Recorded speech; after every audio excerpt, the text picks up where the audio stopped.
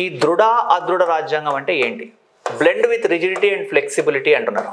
దృఢ అదృఢ, blend with rigidity and flexibility. ఇక్కడ సింపుల్ అండి. రాజ్యాంగ సవరణ కాన్స్టిట్యూషనల్ అమెండ్మెంట్ మెథడ్ సింపుల్గా ఉంటే, సులభంగా ఉంటే అది అదృఢ, ఫ్లెక్సిబుల్. కాన్స్టిట్యూషనల్ అమెండ్మెంట్ మెథడ్, రాజ్యాంగ సవరణ పద్ధతి రిజిడ్గా, కఠినంగా ఉంటే అది దృఢ. రాజ్యాంగ సవరణ పద్ధతి సింపుల్గా ఉంటే, సులభంగా ఉంటేనేమో అదృఢ, కఠినంగా ఉంటే దృఢ అంటున్నాం. సో ఇక్కడ మనం ఒక చిన్న టేబుల్ తీసుకుందాం. దేశం, కంట్రీ, దృఢ రాజ్యాంగం,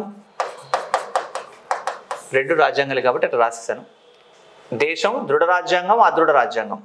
అమెరికన్ కాన్స్టిట్యూషన్ తీసుకున్నట్లయితే అమెరికన్ కాన్స్టిట్యూషన్ అమెండ్ చేయడం చాలా కష్టం అండి. అందుకే అది రిజిడ్ కాన్స్టిట్యూషన్, అది ఫ్లెక్సిబుల్ కాదు. దృఢ రాజ్యాంగం, అది అదృఢ రాజ్యాంగం కాదు. బ్రిటన్ రాజ్యాంగాన్ని చాలా సింపుల్గా అమెండ్ చేయొచ్చు, అది దృఢ కాదు, రిజిడ్ కాదు, అది చాలా ఫ్లెక్సిబుల్. గమనించండి, మోర్ దెన్ 3000 టైమ్స్ అమెండ్ చేశారంటే, 3000కు పైగా సార్లు సవరించారంటే అది అదృఢ రాజ్యాంగం. అదే ఇండియాలో మీరు గమనిస్తే ఇండియన్ కాన్స్టిట్యూషన్లో కొన్ని అంశాలని సవరించడం కఠినం, కొన్ని అంశాలని సవరించడం సులభం. కాబట్టి ఇక్కడ ఇండియన్ కాన్స్టిట్యూషన్ ఏంటి? భారత రాజ్యాంగం దృఢ రాజ్యాంగమా అదృఢ రాజ్యాంగమా అంటే blend with rigidity and flexibility, దృఢ మరియు అదృఢ రాజ్యాంగం అన్నాం.